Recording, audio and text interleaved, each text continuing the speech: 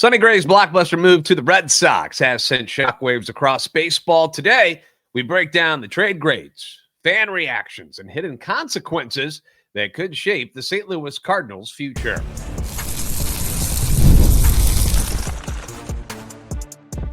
You are Locked On Cardinals, your daily St. Louis Cardinals podcast, part of the Locked On Podcast Network, your team every day. Hey there, Cardinals fans. I'm JD Hafford, a former national radio sports anchor, born and raised in St. Louis and a lifetime Cardinals fan. Welcome to Locked On Cardinals, part of the Locked On Podcast Network, now the #1 sports podcast network. Thank you to our everydayers for continuing to be here with us. And for those of you who are new, welcome in. I do hope that you enjoy the content. This is a show serving Cardinal Nation and giving you all the info about the birds on the bat. Today's episode brought to you by FanDuel. Right now, new customers can bet just $5, and if your bet wins, you'll get $300 in bonus bets to use across the app. Download the app today. On today's show, we're going to get some of your reactions as the fans to yesterday's big trade involving Sonny Gray going to the Boston Red Sox in exchange for pitchers Richard Fitts and Brandon Clarke.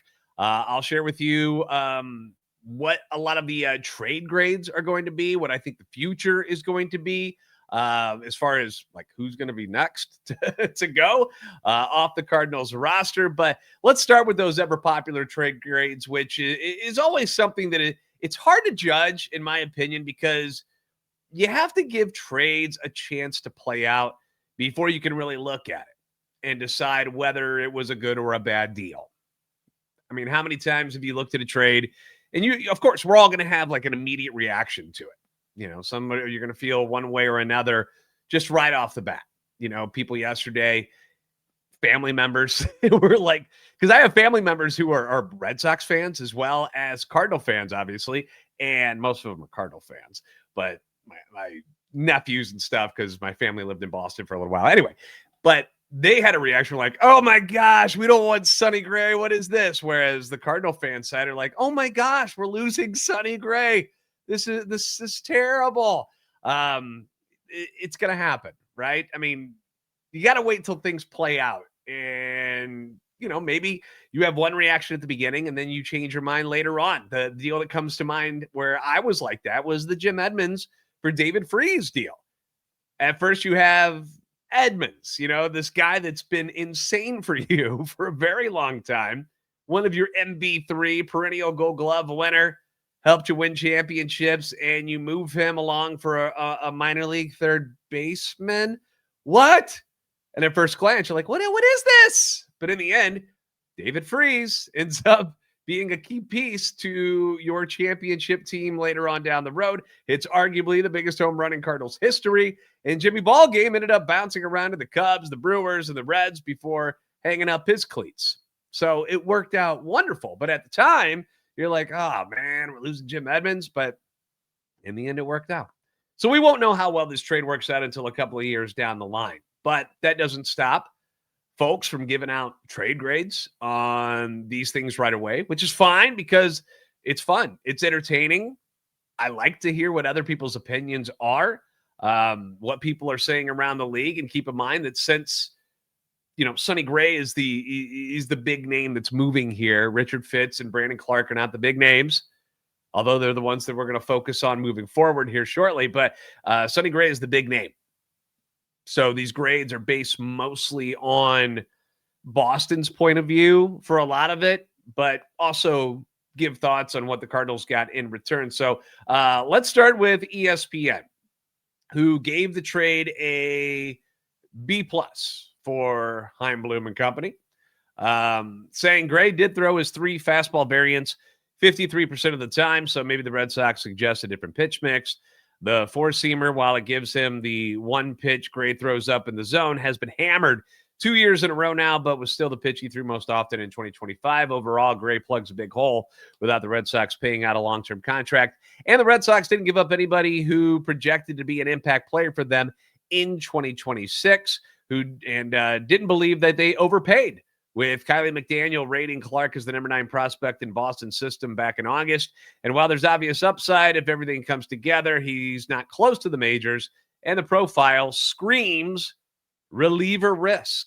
So they aren't huge on what the Cardinals got in return there, but they think that B plus overall, especially for the Boston side of things. Now, USA Today gave it a B grade for Boston, but a B plus for the Cardinals, where they gave off 2 grades in this one. So USA Today says Gray is aging, but he's still a solid veteran starter who has won 27 games over the past 2 seasons and who can still have the potential to be a sub-4 ERA pitcher. He'll eat up some innings too. They didn't break the bank and get an upgrade in the rotation.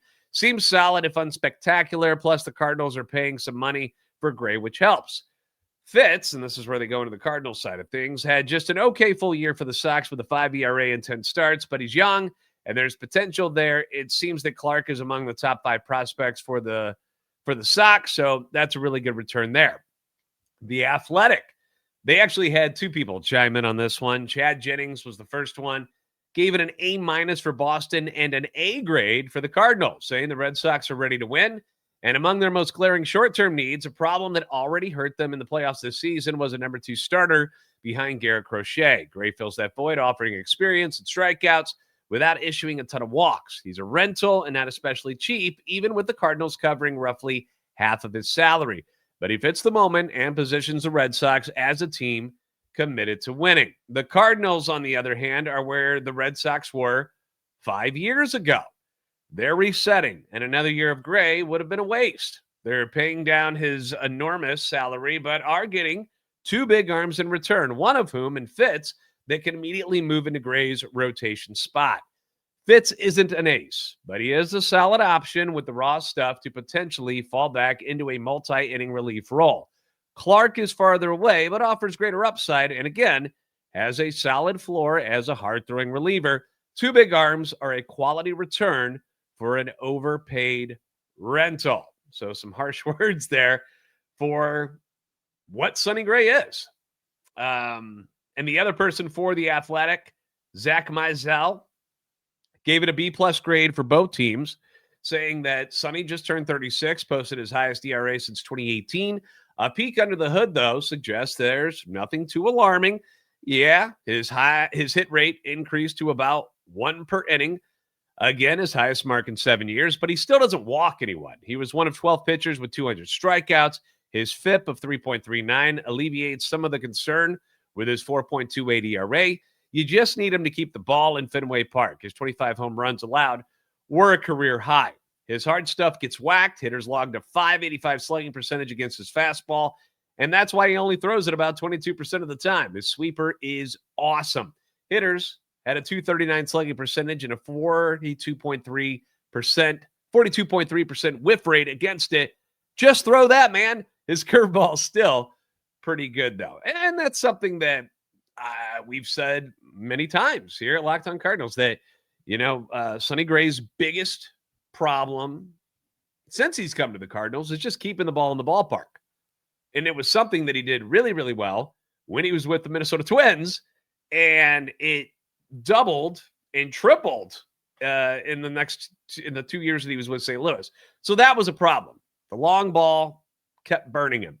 Mizell continues here saying that as for the Cardinals, what were they going to do with a 36-year-old starter anyway? They've been bracing everyone for a rebuild, and they just forked over $20 million to jumpstart it.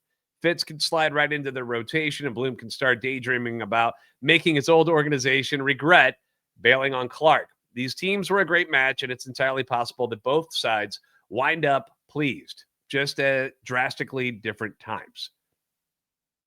The move is for the future. What I like about the trade, and it's what I was hoping they would do in a deal with Sonny Gray, was that they could get somebody that can jump right into the rotation already, which is what Richard Fitz does, or Dick Fitz, as everybody wants to call him.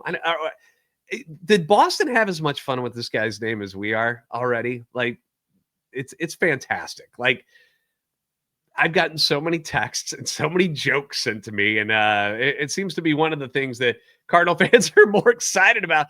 Not that he's had a pretty good career in the minors and he's young and has a lot of talent, but he's got a fun name that we can make jokes about with Richard Fitz. But that was one thing that I definitely wanted. It needed somebody that could go into the rotation this year because they're very thin. So they needed somebody like that. And I like the fact that they got a high, big ceiling prospect. Do we know if he's going to work out or not? No, we got no idea. He's 22 years old. Clearly, he's had some issues already.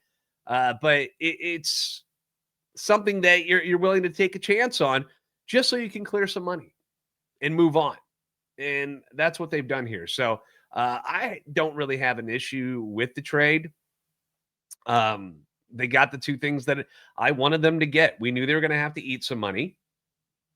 Not a shocker. People who are upset that they're spending $20 million, it's not your money. What do you care? Like they wanted to get rid of him. He wanted to go. That's what happened.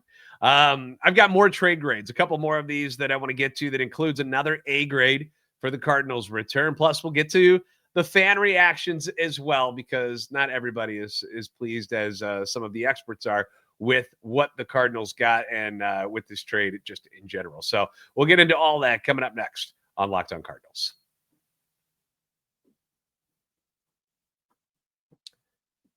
The NBA is back, and there is no better place to get in on the action than FanDuel, the official sports betting partner of the NBA. Sometimes life, it just takes over. You've got a lot going on. It's Thanksgiving time now, so a lot of family commitments that you're going to have to make. Could cause you to miss the start of one of the games on Thanksgiving Day or any of the NBA games in the future. And with FanDuel's live bets, it's not a problem because you can jump right into the action on everything from who's going to score next to fourth quarter comebacks. Plus, if you're feeling a little saucy, you can even combine your live bets into a same game parlay for a shot at what we all want, which is a bigger payout. More money. Live bets is really a lot of fun. It's where it's at when you're hanging out with your friends or your family watching the games this week. You'll have those moments where you all think you know what the teams are going to do next. Put that knowledge, put that hunch on the line, and use it to cash in with FanDuel. Right now, FanDuel is giving new customers $300 in bonus bets when your first $5 bet wins. So head to FanDuel.com to sign up and play your game with FanDuel, the official sports betting partner of the NBA.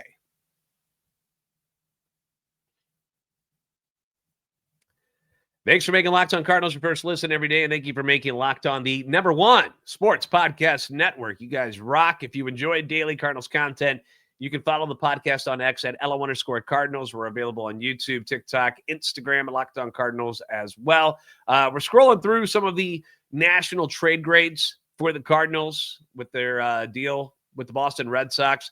Sonny Gray going to them, prospects, and Richard Fitz coming back. I should say prospects. They're both kind of prospects, right? Like Richard Fitz is not some wily veteran. He's 25. So two prospects coming back really from the Boston Red Sox. Up next, we've got, Baseball America, who did not give a trade grade. They didn't actually put like a letter grade down, but they had some thoughts and things to say about the Cardinals' new acquisitions. First, talking about Brandon Clarke, which is the guy that most people want to talk about. He's the guy that has got the triple-digit fastball, the wipeout slider, young, exciting arm. Baseball America says Brandon Clarke blew away scouts in the Red Sox spring breakout game and on the backfields in minor league spring training. After dominating the low-A Carolina League to begin the season, Clarke was promoted to high-A Greenville. There he struggled with command and health. Clarke did only one stint on the injured list in 25, but he missed a month at two different points in the season. He was shut down in May and didn't return until the end of June. His season ended on August 15th when the Red Sox placed him on the IL with recurring blister issues, which was something that Chaim Bloom was asked about in his press conference yesterday. I think it was Derek Gould that asked the question about it, and from STL Today. And, Chaim was like, yeah, it's something that when people have these kind of pitches and this kind of ability, things like blister issues pop up, and it's something that we have to learn to deal with and figure out a way to avoid them. So Clarke, this is back to Baseball America, by the way. Clarke possesses some of the best power stuff in the minors. He mixes both four-seam and two-seam fastballs with the two-seamer, the better of the two. He generates outlier velocity on both sitting 96, 98 and touching 100 at peak. Clarke's best pitch is an upper 80 sweeper with one of the most outlier combinations of velocity and movement among the sweeper genre. There are major questions around Clarke's strike throwing and durability, making him a likely reliever long term. Despite this, his raw traits are so exciting, it would be a fool's errand to write off his ability to start. And I mentioned this yesterday that he might sound like when you're talking about two awesome pitches and then a lot of after that he sounds like he's got the makeup of an outstanding reliever.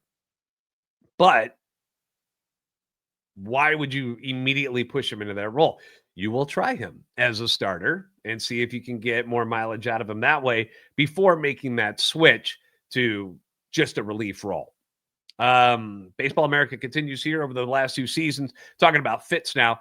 Fitz has spent a large part of his year in the majors. He was shut down in August with arm neuritis. The rare condition affected nerves around Fitz's biceps and avoided any damage to his UCL. The lack of durability has been a concern for Fitz as he was held to a total of 75 innings this season. When healthy, Fitz shows a back-end starter's profile with good enough stuff for his pitch mix to play up if he's moved to the bullpen long term.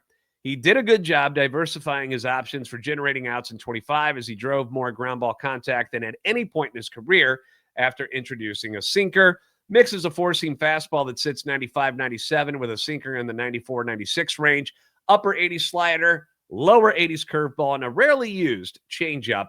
Fitz should factor into the Cardinals' rotation plans for the upcoming season. So they're not the only ones that mention that Fitz is no guarantee that he stays in the rotation later on in his career. For 2026, he's going to be in the rotation unless the Cardinals end up getting, another starter in the free agent market and then a trade that brings in another one.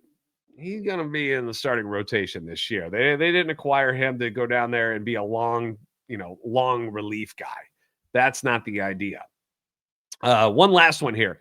This one from CBS, who gave the Cardinals an A grade, saying that Fitz, 26 in a matter of weeks, has compiled. It was going to be 26 in a matter of weeks. Some of the writing on these things are awful. Anyway, Fitz, who will be 26 in a matter of weeks, has compiled a 3.97 ERA and a 105 ERA plus and a 2.13 strikeout to walk ratio in 15 big league appearances over the past 2 seasons. His 2025 campaign was ravaged by injury. First, he missed more than a month after straining a pectoral muscle. Then, following his return to the majors, he had his season end after experiencing neuritis in his throwing arm. I believe I'm saying it the right way. Neuritis, I think so. If I'm not, you can make fun of me in the comments. I'm not a doctor. So much of pitching revolves around keeping batters honest and creating tough optical angles.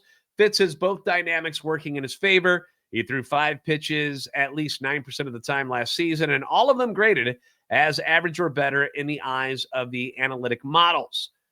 We'll get a picture of him back up here. That group includes a mid-90s fastball and a sweeper that, in a smaller sample, generated a 40% whiff rate. Fitz marries that broad arsenal to an interesting release point. He ranked in the 70th percentile in extension or distance from the pitcher's rubber to release. Yet his higher arm angle enables his pitches to a steeper angle to them, or enables his pitches a steeper angle to them than what is typical for pitchers to get a similar distance down the mound. Provided Fitz is healthy, come this spring, he ought to spend considerable time in St. Louis's rotation. Injury risk aside, he's the stable portion of the return that's ready to provide immediate production. The other pitcher is Clarke, Brandon Clarke, the proverbial long-term moonshot who will test the Cardinals' new player development staff. Clarke is 22, split last season between A-ball affiliates and 14 total appearances, managed a 4.03 ERA and a 2.22 strikeout to walk ratio, albeit while averaging more than 6 walks per 9 innings. His arsenal includes a fastball that sits in the mid-90s and a devastating breaking ball. His low release point fits the modern preference. The drawback is that Clarke's arm action requires a long, sweeping stroke and the kind of elbow creep that may always impact his command and his health. If the Cardinals can help him make any progress with his location, he could turn this into a lopsided swap. So, an A return there for the Cardinals, according to CBS. I was also watching videos. Ken Rosenthal came on, and he talked about both sides where, he likes that Boston got Sonny Gray is very much skeptical on whether or not he is that number 2 guy that should be sliding behind Garrett Crochet. He thinks maybe they still look and find somebody else on the market to really be the number 2, and then Gray can be their number 3, and then he thinks they'd be in business. Gabby from Locked On Red Sox kind of has the same thoughts, likes that Sonny gets the strikeouts, obviously not a fan of the home run ball, but likes the deal in general, but is still hoping that the Red Sox will go out and grab somebody that's another tier above what Sonny Gray is right now to be the number 2 behind Crochet, and then Sonny be the number 3 to really give them a top-of-the-line trio. But Rosenthal also liked the deal for the Cardinals. You know, he likes the upside of Clarke, thinks Fitz is going to be a nice, I hate to say it this way, but Fitz is going to be a nice fit for the Cardinals rotation. He's young. He trusts Chaim Bloom and, you know, thinks that the Cardinals did a good job. So overall, I mean, and I've been going through a lot of these. I haven't heard a lot of people talk negatively about what the Cardinals got in return. There's risk. There is risk involved. There's risk involved in every trade. Anytime you get a young arm, we don't know what's going to happen. Like any of these guys' arms could blow out at any moment. We don't know. And the fact that both of them have dealt with some sort of injuries already, obviously that's a little more risk involved there. But Chaim Bloom said it was the best offer they got. Sonny Gray was willing to waive his no trade clause, and they were able to work something out. So overall, it seems pretty positive. But just because the experts seem to like the deal doesn't mean that the fans, the Cardinal fans, our fans, are all that thrilled about what just went down. I'm going to share some of those reactions coming up next on Locked On Cardinals.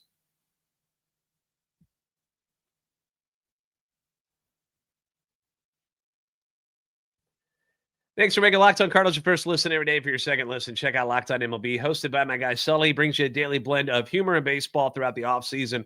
You can find Locked On MLB on YouTube or wherever you listen to your favorite podcasts. All right, time for the Cardinal Confessions, where I read your thoughts.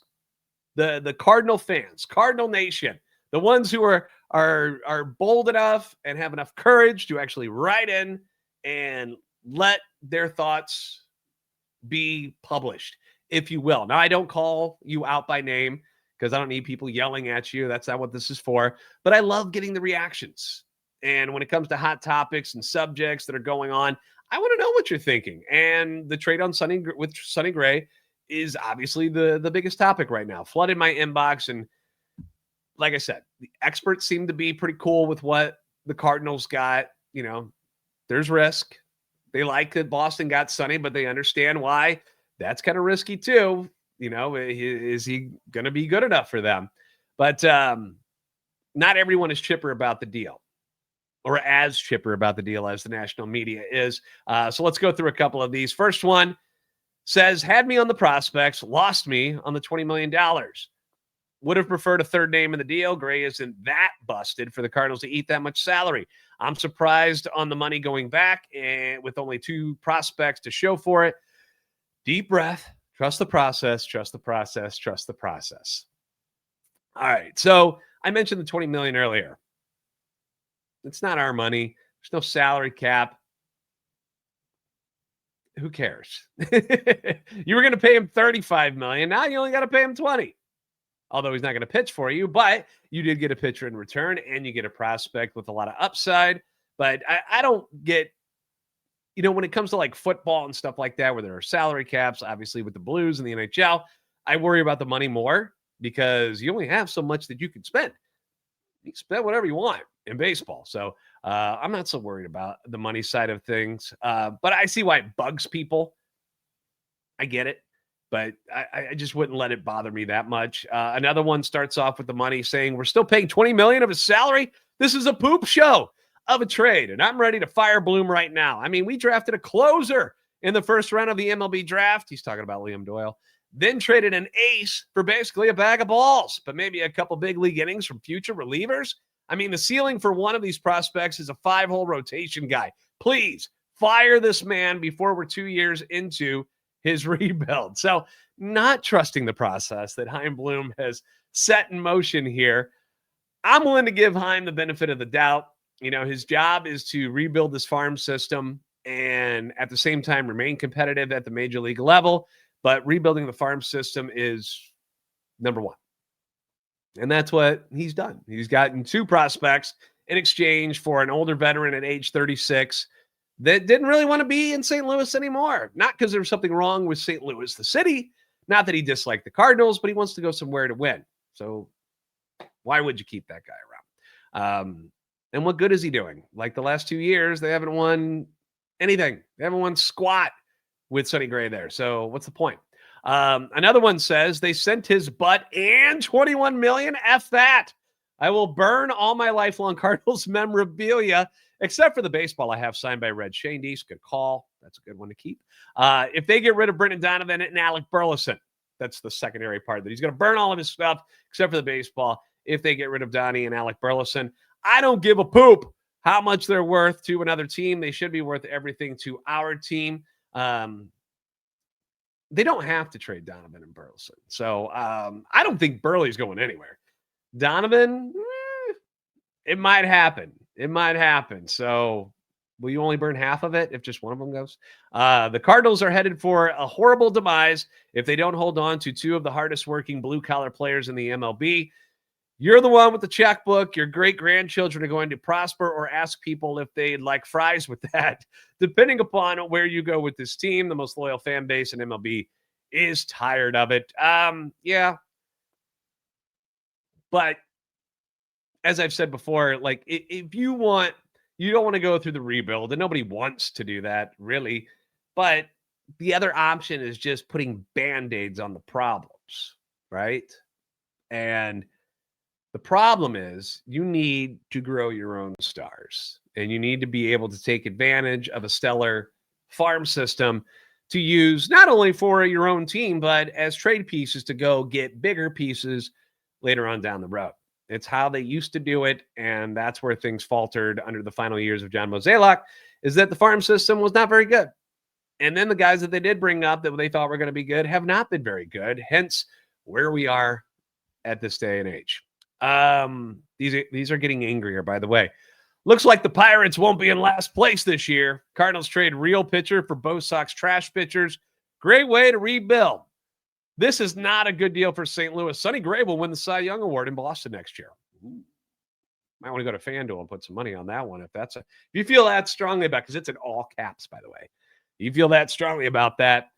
I can't imagine the odds are great for Sonny Gray to win that, but hey, take advantage. Let's do one more. Fitz is major league ready. Clarke looks like I'm losing my voice. What is this? Excuse me. Fitz is major league ready. Clarke looks like crap. He has injury issues and is wild with his control. Lots of hit by pitches and wild pitches. Not a good trade, but I get it. Dimwit wanted to remove salary. Let's hope they get more for Donovan. Now, they aren't all like this, but I wanted to give you a taste of what some of the reactions were. I would say the majority of the comments I got about the deal, people understood. People understood why it's happening. They see the upside in Fitz and Clarke, but I think more than anything, it really is more of a reality check for some fans that this is going to be a rebuild, and this is going to take a couple years before we get back to where you want to be. Some fans, I think, were still holding out hope that the Cardinals would hang on to Sonny and have him lead the young staff moving forward this year. But like I mentioned, Sonny was clearly ready to move on. You could tell at the end of last season, he was like, I came here to win, and we're not doing that. So, yeah, I'm kind of open to moving on.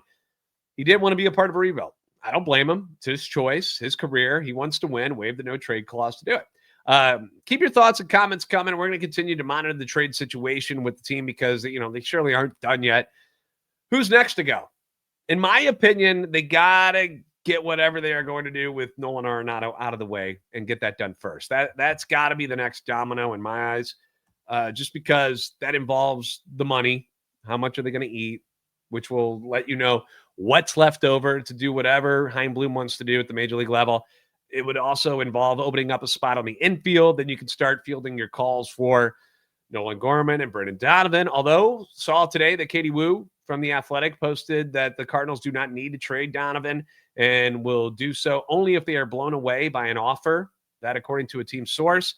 She also reminded folks that there is a lot of interest in him. So To me, that means that a much better package could and should be in the works and coming back to the Cardinals in exchange for Brendan Donovan compared to what they just got for Sonny Gray.